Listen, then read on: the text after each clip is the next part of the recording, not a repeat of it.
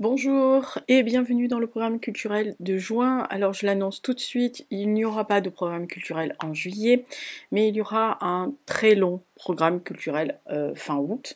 Alors fin août ou début septembre. En tous les cas, ce que je vais essayer de faire, c'est de vous l'enregistrer à chaque fois que j'estime que c'est un coup de cœur, en tous les cas qu'il faut que je vous en parle sur le programme culturel.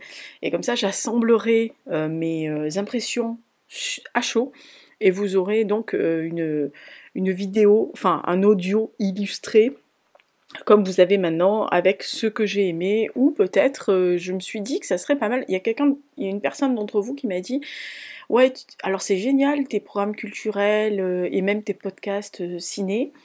Parce qu'à chaque fois, je vous indique que ce que je mets dans le programme culturel, c'est ce que j'ai retenu comme coup de cœur. Mais que quelquefois, je regarde beaucoup plus de choses et je le fais en podcast. Je fais un podcast ciné, série, documentaire.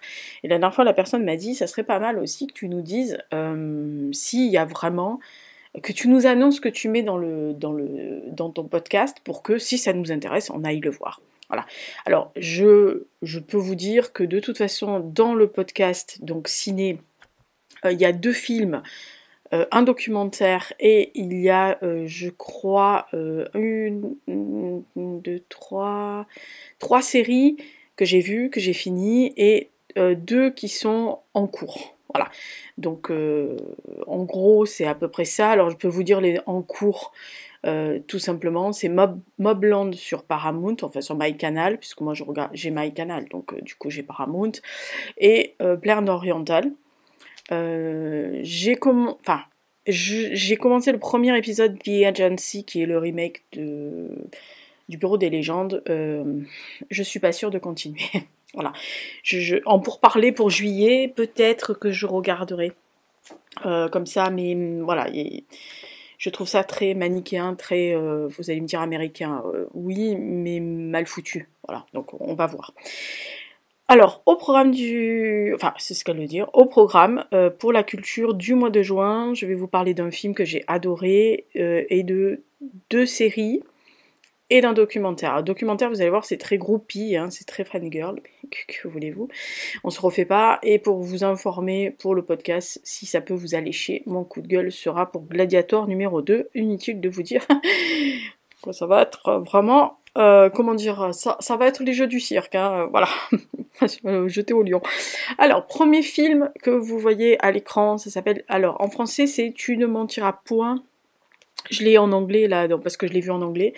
En anglais c'est Small Things Like This, qui pour moi est beaucoup plus parlant que le titre français. Je dois avouer que Tu mentiras point, je veux bien, mais ça explique pas certaines choses. Alors, c'est de Tim Millions, et comme vous le voyez sur la couverture, enfin en tous les cas sur l'affiche du film, l'un des acteurs principaux n'est autre que le sublime Cillian Murphy, très talentueux aussi. Alors on est en 1985 en Irlande. Bill est en fait un entrepreneur de vente de charbon. C'est un mec assez modeste, hein, voilà. Il essaye de tenir à flot son entreprise et de subvenir aux besoins de sa famille. Et puis, au cours d'une livraison dans un couvent de la ville, il va être témoin d'une scène qui va le bouleverser et ça va faire ressurgir des choses de son passé qu'il avait essayé de dissimuler, d'enfouir, de faire un peu comme il pouvait. Et bien sûr, ça va entraîner des conséquences sur la communauté parce que visiblement il y a des choses qui se savent mais qui ne se disent pas. Voilà, alors c'est adapté d'un roman de Claire Keegan que je n'ai pas lu, mais j'avais vraiment envie de le voir. Alors outre le fait qu'il y a Cillian Murphy, mais tout simplement parce que tous les films qui se passent en Irlande ou qui traitent de l'histoire irlandaise, etc., c'est quand même quelque chose que j'aime beaucoup. Alors attention, je vais le dire plus tard, remarquez. C'est un film qui est... c'est un bijou d'émotion, de silence. Euh, on est quand même dans l'Irlande des années 80, qui sort d'une longue période où ils ont été cadenassés, entre guillemets, si, par la morale et par l'ordre social, que ce soit des obligations, mais surtout de l'Église catholique. Et donc on sait ce qui s'est passé dans certains couvents, dans certaines institutions, voilà, ça a été dénoncé depuis. Mais à l'époque, il y avait encore cette espèce de chape de plomb, du poids de secret du silence. Et donc Bill, qui est magnifiquement interprété par Cillian Murphy, qui a la chance d'avoir des très belles mirettes et d'avoir une possibilité d'exprimer des choses et de dire des choses dans son regard. Alors, est-ce que ça va lui valoir un Oscar? Encore un Oscar après Oppenheimer? Je suis pas sûre. C'est un rôle à Oscar, hein, on est bien d'accord sur la question, mais je suis pas sûre que ce genre de film puisse aller aux Oscars. Mais bon, on verra. Bill est un mec ordinaire, vraiment très très ordinaire. Il parcourt le comté d'Irlande, il livre ses briques, ses de tourbe, ses sacs de charbon, il est papa de 5 filles, et il va... en fait, il est témoin au quotidien de l'âpreté de la vie de ses clients, de ses familles qu'il livre, et un jour, lors des livraisons habituelles, hein, il est témoin de l'internement forcé d'une jeune femme, qui est contrainte par ses parents, et un peu plus tard, il découvre qu'une de ces jeunes femmes dans ce couvent, qui est enceinte, est enfermée à la cave et elle est régulièrement battue. Et lui, c'est ce qu'il voit, dont il est témoin, ça ravive des blessures personnelles, puisqu'en fait ça ravive le souvenir de sa mère, qui était une mère-fille aussi, ou une fille-mère, comme on dit, qui a élevé son fils un peu comme elle a pu. Et bien sûr, ce simple homme, en fait, parce que c'est... Voilà, il se demande s'il faut qu'il dénonce, s'il faut qu'il aide ces jeunes femmes, au risque, en fait, que son passé, que le silence lui-même qu'il porte et la croix qu'il porte, lui saute à la gorge. Voilà, alors sa femme... en gros, lui dit non, n'y va pas, c'est pas la peine, te mêle pas de ça, etc. Puis en plus, en face, il a une mère supérieure qui est quand même une espèce de revêche qui foutrait la trouille à un régiment d'infanterie. Alors, c'est un film qui est volontairement austère, vraiment. Il n'y a pas trop de dialogue, surtout par le personnage de Cillian Murphy, parce que lui, c'est un taiseux, hein, vraiment. Et en plus, le film est fait de telle façon que vous avez l'impression qu'il est en noir et blanc, voire sépia, alors que pas du tout, c'est un film en couleur. Mais la direction photo est absolument éblouissante parce que il y a des jaunes sales et crades, quoi. Des éclairages mordorés avec qui est reflété par la froidure des rues, ce qui donne ce côté très noir, blanc, sépia, alors que c'est absolument pas le cas, mais ça met encore plus une chape de plomb sur le film. Alors, ceux qui ont vu par hasard The Magdalene Sisters de Peter Mullen, qui date de 20 ans maintenant, se diront, tiens, c'est du déjà vu. Alors, c'est vrai que le film revient sur les couvents qui, pendant 2 siècles minimum, en Irlande, ont vu des milliers de femmes être enfermées, battues, forcées à travailler comme des chiennes, affamées, parce que considérées comme des filles de mauvaise vie, des filles de légères, des putes, quoi, en gros, des salopes, parce qu'elles s'étaient compromis avec un garçon, voilà. Donc évidemment, toujours les femmes qui payent, parce que évidemment, les garçons, ça paye pas. Mais quoi que... Enfin, à l'époque, mais quoi que qu'il arrive dans ce film, c'est vraiment les silences et les regards qui vous transmettent des choses. Euh, alors on dit souvent que le silence est d'or, et ce qui est vrai, parce que quelquefois, à travers euh, l'expression du visage de Cillian Murphy, enfin des expressions de Bill dans son personnage, de sa façon de regarder, de sa façon d'être quelquefois même apeuré dans le regard, vous avez l'impression que c'est assourdissant, qu'il y a un bruit énorme alors qu'il n'y en a pas. Alors attention, c'est un film lent, c'est un film qui n'est pas tourbillonnant, hein, ne vous attendez pas à un truc qui va vite, c'est un moment suspendu. Mais en fait, ça parle de culpabilité, de passé, de présent, mais aussi un peu de l'avenir, comment on peut, arriver à autre chose. Alors, il a une façon de se tenir dans ce film où on sent qu'il y a une déchirure. Voilà, on sent que c'est brut, c'est douloureux, pour lui, et à la fois, et par conséquent, ce film-là est à la fois beau, mais très tragique. Et, euh, et on se rend compte que malgré ce qu'on peut imaginer, que bon, bah, quelquefois des grandes actions, des grandes paroles, des grands discours, ça peut faire avancer le monde. Et là, on se rend compte que un simple geste, un simple regard, un simple acte de bonté, on va dire, euh, est bien souvent un plus grand acte de courage que quelqu'un qui crie au loup et qui crie à la gueule du monde. Et vraiment, euh, moi je suis sortie du cinéma, on n'était pas nombreux dans le cinéma, on devait être 4 ou 5 à la séance. Alors c'était même pas une séance dans l'après-midi, hein, c'était une séance en fin de journée. Après je vous dis, c'est pas le genre de film qui va attirer grande foule, sauf les fans de Cillian Murphy, mais honnêtement on est sortis, on se regardait en fait, parce qu'on attendait la fin du générique. Quelquefois les gens s'en vont dès le début du générique. Moi j'adore regarder jusqu'à la fin, ce qui m'a d'ailleurs valu des grands moments pour certains films qui avaient fait après la fin du générique une espèce de piqûre de rappel, ok, ça c'était très drôle.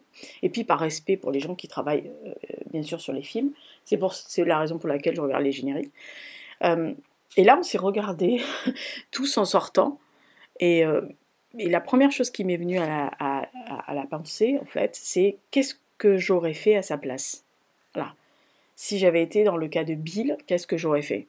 Voilà. Et je pense que les personnes qui étaient avec moi ont pensé à la même chose, parce qu'on s'est regardé de telle façon en se disant, mais vu ce qu'on avait vu, qu'est-ce qu'on aurait fait? Voilà. Après, comme je vous dis, le titre résume beaucoup, parce que c'est toutes petites choses qui en valent des millions. Voilà, donc Small Little Things. Moi, je pense que Small Things Like This, c'est exactement le résumé du titre, du film. Mais je vous dis, en français, c'est peut-être, ça aurait été peut-être difficile à traduire, et encore, je sais pas. Mais enfin bon, quelquefois, il faut pas se poser la question sur les titres en français. Des fois, je comprends pas. Voilà, donc ça, c'était le film. Si ça vous intéresse de savoir ma mauvaise opinion de Gladiator 2, vous irez écouter le podcast. Alors, documentaire. Alors, documentaire, c'est fan attitude, midinette complète. J'assume, je même pas honte. J'ai vu sur Apple Télé, donc par MyCanal toujours, Long Way Home, c'est la 4e saison. Oui, je les regarde à chaque fois. Alors, on suit toujours Charlie Boorman et Ewan McGregor. Alors, je ne sais pas si vous savez qui est Charlie Boorman.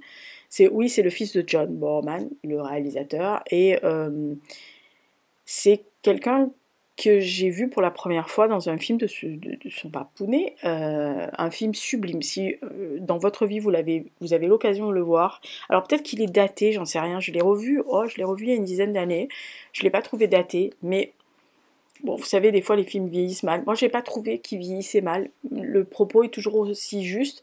C'est La forêt d'émeraude. Je l'avais vu au cinéma. Et j'en étais sortie, mais j'en avais pleuré pendant des jours, mais vraiment. Et à chaque fois que je le revois, je couine comme une madeleine, c'est une catastrophe. Mais voilà, j'aime bien, j'ai toujours une tendresse particulière pour Charlie Boorman, alors que c'est quelqu'un qu'on voit pratiquement, presque plus du tout, qui s'est pratiquement retiré. Mais il est très pote avec Ewan McGregor. Et ces deux-là sont très fans de motos, de vieilles motos.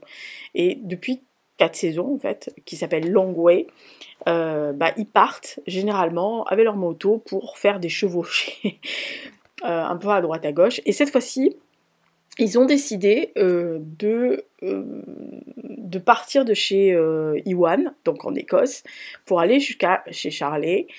Charlie qui vit en Angleterre. Alors vous allez me dire, ah bah ça va, ils sont pas foulés. Oui, à part qu'ils ont décidé de faire 17 pays européens pour aller de l'Écosse à l'Angleterre. Bref, ils sont un peu passés par partout. Et je dois avouer qu'ils sont à la fois émouvants, ils sont drôles. Bon, c'est pas dégueulasse de les regarder, enfin, reluquer ce genre de garçons, c'est pas quand même dégueulasse. Et puis, ils sont quand même assez amateurs de folles d'épopées, des routes, des grands espaces, des kilomètres à avaler. Ils aiment bien, comment dire, Ils aiment bien discuter avec les gens, ils s'arrêtent, etc. Ils sont pas bégueules pour vraiment, enfin, c'est dire, ils s'en foutent, ils se lavent comme ça, machin, ils mangent là, et c'est très très sympathique à voir. En plus, ils ont une complicité qui est une belle chose. Alors oui, je sais, reluquer des beaux garçons, c'est une activité, une saine activité aussi, mais si vous aimez les chevauchées fantastiques, la moto, les grands espaces, l'humour, euh, etc., allez-y, quoi, voilà. Long Way Home, écoutez, comment on demande le pub de Ewan McGregor, quoi, voilà, et Charlie Boorman, mais si vous ne savez pas qui c'est, peut-être que ça va vous inciter à aller trouver la forêt d'Emeraude, ça ne pourrait vous faire que du bien de regarder ce très beau film. Et on va passer aux deux séries. Alors je vais commencer par la première, qui est un semi-coup de cœur, mais de toute façon c'est la 4e saison et à chaque fois je queen de bonheur. Et ensuite vraiment le coup de cœur du mois de juin qui va peut-être surprendre certaines personnes, mais qui franchement vaut le détour. Alors la série, vraiment qu'à chaque fois je la répète, j'adore, c'est celle de Max Lieberman. Alors c'est arrivé pour la 4e saison, à chaque fois ils adaptent un des romans de Frank Pallis, donc cette fois-ci ça s'appelle La valse de Méphisto, c'est sur France 3, vous pouvez aller les voir, c'est encore à dispo. Alors au début donc de cette 4e saison, qui est en 2 épisodes, on est en 1909, à Vienne toujours, hein, bien sûr, et Oscar Reinhardt, qui est le policier, ami de Max Lieberman, qui est psychiatre, découvre très rapidement qu'un traître très haut placé au niveau du pouvoir fait fuiter des informations aux pays étrangers et que ça menace en fait tout simplement l'Empire austro-hongrois et ce fameux traître s'appelle Méphisto. Alors, perso, je ne me lasse jamais, mais vraiment jamais des aventures de Max Lieberman. Premièrement parce que l'époque me plaît, on est à Vienne, à la belle époque, c'est un peu la fin des haricots pour l'Europe, enfin on sent bien qu'on va se prendre une guerre dans la gueule. On voit les empires qui connaissent des soubresauts, que ce soit sociaux, économiques, politiques, etc. Puis on sent bien que la paix, elle est quand même pas bien établie. Et tout ce qui, à cette époque-là, va sauter à la gueule à tout le monde, l'antisémitisme, la peur de l'autre, tout ça, ça monte, on sent bien que ça bouillonne, hein, on sent bien qu'il y a le chaudron qui est en train de bouillonner, c'est prêt à exploser, mais c'est pas encore tout à fait ça. Mais 1909, on sent bien qu'il va avoir... D'ailleurs, il y a une réflexion à un moment donné qui parle en disant ah là là, il manquerait plus qu'il tue telle personne pour que ça explose, on comprend bien l'histoire. Et en fait, moi j'aime bien la relation qu'a Oscar Reinhardt, qui est quand même un policier voilà, c'est quelqu'un qui vient du peuple, qui a obtenu certaines choses, mais qui est quand même très empire, mais quand même un peu moderne, mais tout en étant quand même garant d'une certaine sécurité et de valeur. Et Max Lieberman, lui, alors, il vient, bon, je rappelle pour ceux qui ne connaissent pas, il vient d'une famille très aisée de l'aristocratie viennoise. Ses parents, enfin, ils sont juifs, mais ça posait pas de problème au début. Mais de plus en plus, on comprend bien des fois par les réflexions de son père, selon les saisons, que bah voilà, il vaut mieux faire profil bas parce que ça commence à sentir un peu le soufre. Et Max, lui, est psychiatre, il est très très doué hein, pour étudier les lieux de crime, les actes de ses contemporains, les actions, il est un peu un profiler, quoi, si vous voulez. Mais alors quand ça vient à ses sentiments à lui et comment il peut se dépatouiller, il est un peu lourdeau. Enfin, il voit pas trop, quoi. Je pense qu'on lui mettrait un 4 par 3, il verrait pas. Et dans ces saisons-là, à chaque fois, la reconstitution historique est parfaite. Là, on sent de plus en plus la montée du nationalisme et du populisme et de l'antisémitisme qui se sent bien. Et évidemment, on sent arriver, bien sûr, l'arrivée de la Première Guerre mondiale. Il y a une peur à la fois de l'embrasement de certains endroits et aussi on sent la décadence de ces empires. Alors,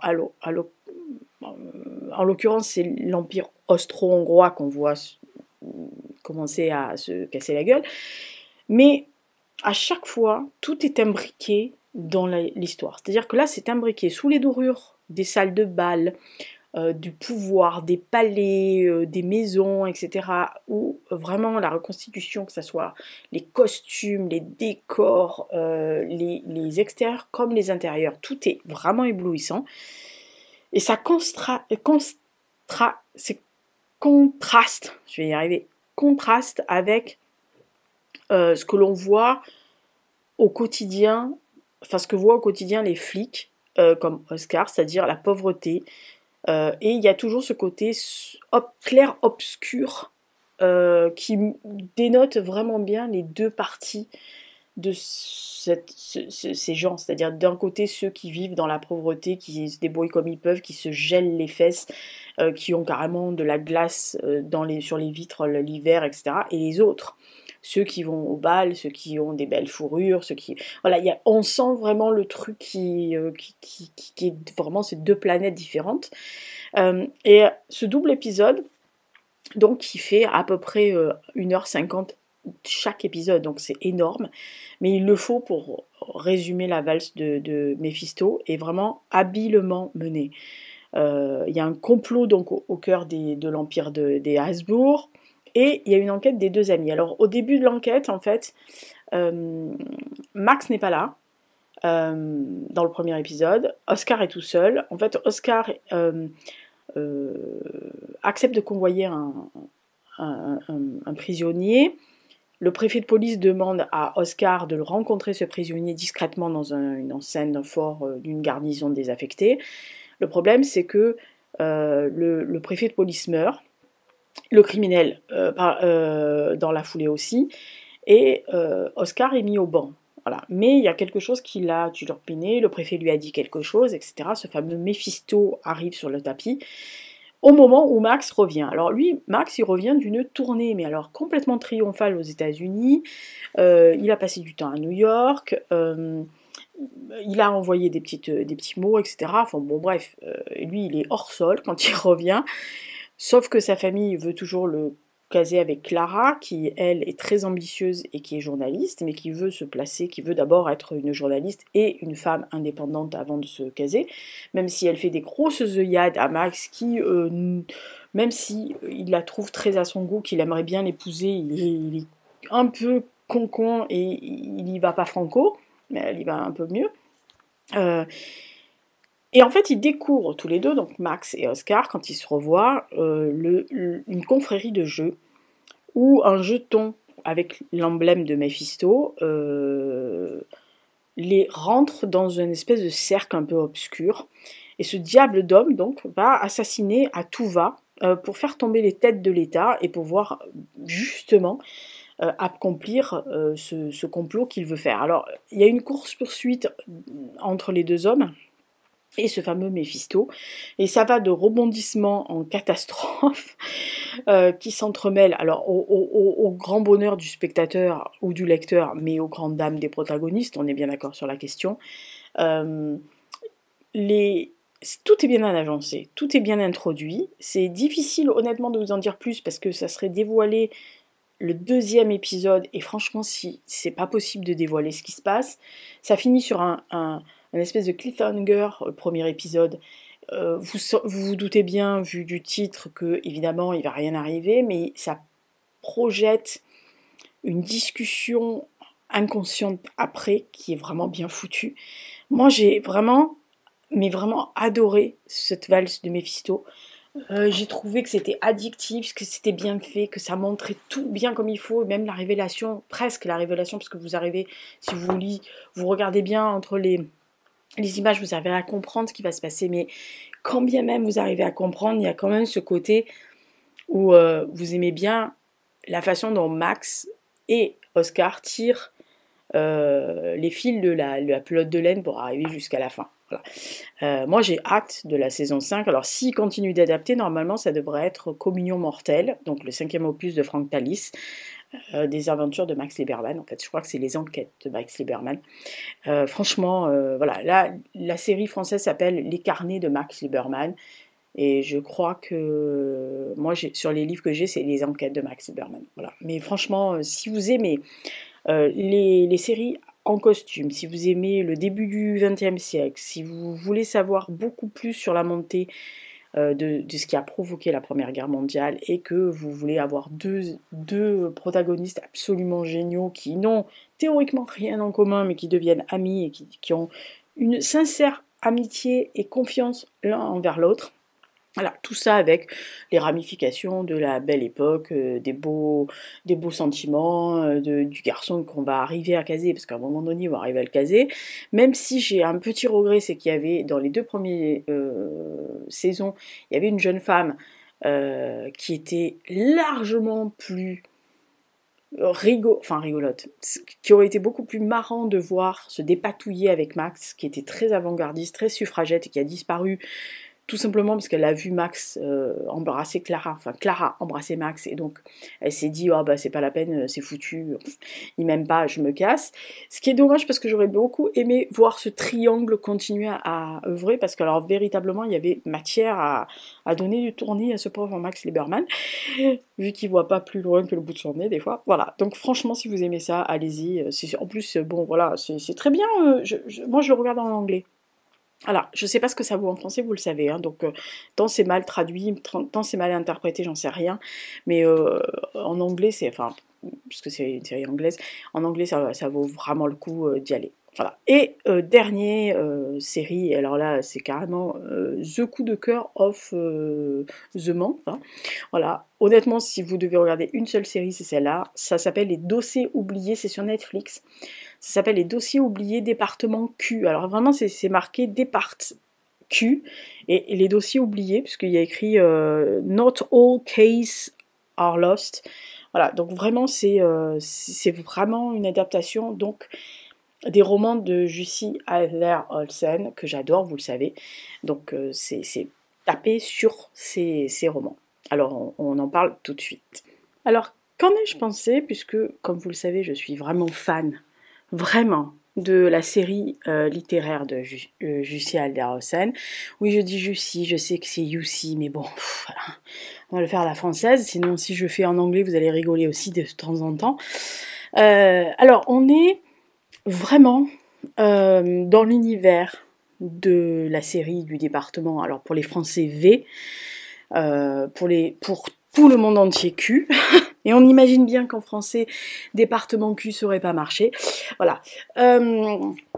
Alors, le seule chose, attention, moi j'avais, alors j'ai lu les 10 tomes de la saga, le 11e va arriver puisque il a été diffusé, déjà il a été écrit à 6 mains, donc avec l'original Adler-Olsen et 2 autres écrivaine danoise, donc on imagine bien que voilà, ça va arriver chez nous à un moment donné. J'ai regardé la série danoise qui avait été tirée de ces ouvrages, moi que j'avais bien aimé. Alors il faut le dire tout de suite, et attention, tout de suite, les fans un peu, comment dire, pas obtus mais obsédés, faites attention parce qu'ils ont délocalisé. Ils ont adapté, forcément c'est une adaptation, hein, on rappelle. Et ils ont délocalisé. Et ils ont délocalisé en Écosse. On est toujours avec l'inspecteur Karl Mock, qui est brillant, mais qui est vraiment pas facile à vivre, voire déprimé, voire des œufs, voire tête à claque, voire on en passe et des meilleurs. Et quand on le rencontre, en fait, quand on va rencontrer les personnages, la seule chose qu'ils ont plus ou moins changé, à part la délocalisation en Écosse, c'est le prénom de Hassan, qui est devenu Akram, qui s'explique, hein, honnêtement ça s'explique, et l'histoire, enfin les épisodes sont mais incroyablement addictif. Même si vous connaissez l'histoire, même si vous connaissez l'environnement de Adler-Olsen, vous y allez tête baissée.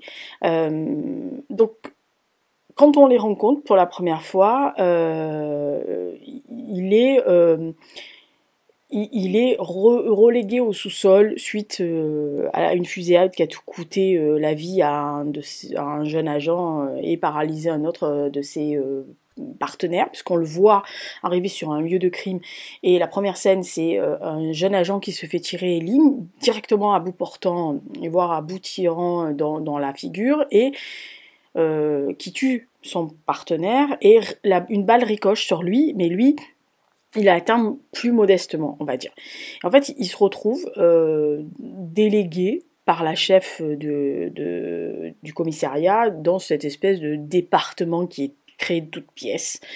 En gros, pour résoudre les affaires non résolues, donc le département Q, on sent bien que c'est un coup de pub, hein.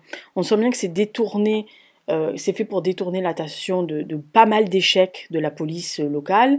Il est sous-équipé. Elle est contente de se débarrasser de cet emmerdeur, en gros. Et il demande des moyens, il en a pas. Mais il va décider de récupérer certains éléments. On va lui imposer donc le fameux Akram, qui est un consultant au début. Et Rose, qui est en fait une espèce de enquêtrice secrétaire qui se fait royalement chier, hein, il faut pas, oui, dans ses fonctions, et qui a quand même une tendresse particulière à la fois pour Akram, et à la fois aussi pour Karl, même si elle a juste envie de le baffer, comme tout le monde. Mais voilà, elle s'ennuie tellement qu'elle se dit, bon, de toute façon, ça peut pas être pire. Voilà. Et la première enquête qu'ils vont faire, avec des méthodes peu orthodoxes, il faut quand même le rappeler, c'est d'élucider en fait la disparition d'une jeune femme qui était un haut fonctionnaire, qui a disparu depuis 4 ans, qui a disparu sans laisser trace, que tout le monde pense morte, mais que voilà, des indices sembleraient penser que peut-être elle soit vivante, mais on n'est pas sûr, et que en fait, en gros, ils vont chercher où elle aurait pu être enterrée et qui aurait pu l'enlever et pourquoi elle, même si elle avait un taux d'élucidation et de haine sur elle suite à des enquêtes et à des procès qui faisaient en sorte qu'elle était quand même une belle cible.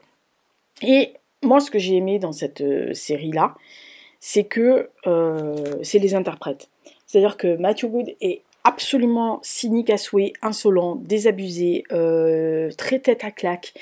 Bon, outre le fait qu'il est très charmant. Ah, aussi, ça compte en regardant une série. Rose, elle est absolument parfaite.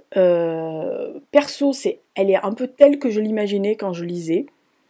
Voilà, contrairement à d'autres interprètes, elle est vraiment... la façon dont elle a de s'exprimer... Alors attention, je vous l'ai dit, c'est en Écosse, hein, donc si vous le voyez en VO, c'est l'accent écossais à tout bout de champ, et c'est absolument génial d'avoir ce genre de... Moi, j'ai trouvé que c'était une idée assez formidable de délocaliser dans cet endroit-là. Et donc le fameux Akram, donc Hassan, mais Akram, il est quand même un peu moins caricatural au début, un peu moins... Ouais, un peu moins caricatural. Moi, je trouve qu'il est très discret, toujours en retrait, mais on sent tout de suite qu'il est quand même très bon, qu'il a un passé qui est pas facile. Alors, ceux qui ont lu tout, on sait pourquoi. Mais il devient littéralement le pilier sur lequel Karl va s'appuyer et plus ou moins le seul qui arrive à le sortir des merdes qu'il peut se mettre tout seul, dans lesquelles il peut se mettre tout seul. Moi, j'ai trouvé passionnante la recherche de cette jeune femme et le fait qu'on alterne le département V et le calvaire de cette jeune femme qui est enfermée dans un caisson hyperbare. Rien ne nous est épargné sur son calvaire absolu.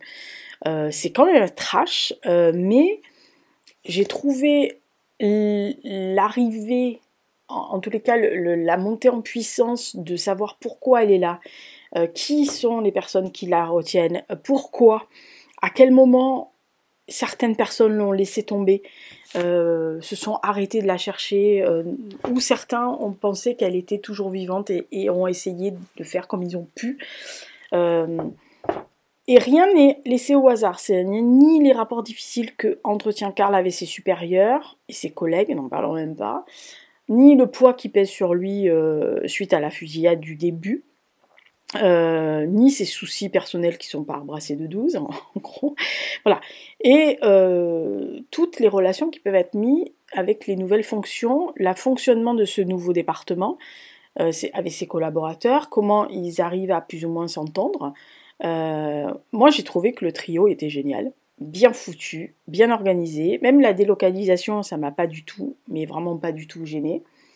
J'ai vraiment hâte qu'il y ait d'autres saisons qui arrivent, parce que je me dis que si c'est de ce calibre-là qu'ils adaptent à chaque fois un tome, et qu'ils adaptent à ce niveau-là, je pense qu'on va passer de très très très bons moments devant le département Q, donc, puisque franchement c'est Q, donc c'est très drôle d'ailleurs, il y a des jeux de mots en français qu'on peut pas faire avec le département V en fait, parce que Q, je rappelle, c'est quand même celui qui fournit tous les gadgets de James Bond.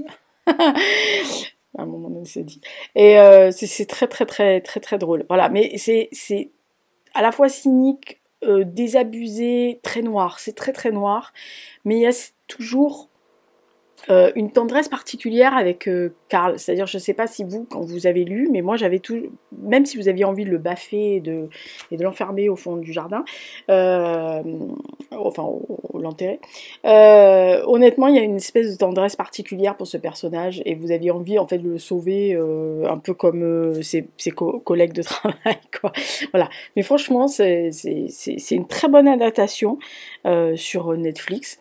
Ça fait un moment hein, que Netflix n'avait pas sorti de séries qui pouvaient être vraiment à un bon niveau. Enfin, il y en a certaines qui sont pas mal, mais voilà.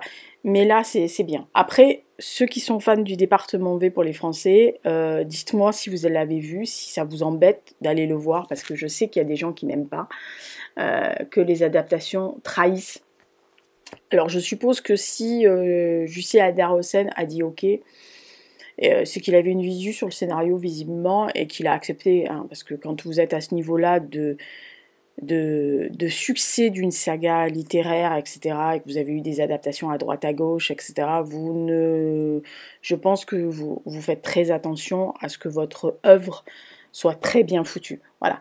Donc il n'y a pas de raison. Et puis en plus, j'ai vu que parce que oui, je suis le compte de l'écrivain sur Insta, j'ai vu qu'il avait beaucoup fait la promotion de cette série et il était assez dithyrambique.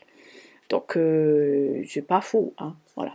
Donc ça c'était ce que j'ai aimé au programme culturel, donc le film Small Things Like This, ou alors Tu ne mentiras pas en français, Long Way Home, donc le docu avec Ewan McGregor et Charlie Boorman, les carnets de Max Eberman, la saison 4, et donc la saison 1, j'espère la première et pas la dernière, du département Q, donc pour les dossiers oubliés en français sur Netflix. Voilà, donc j'espère que ça vous a plu. Dites-moi si vous en avez vu, vous avez envie d'en voir ou pas.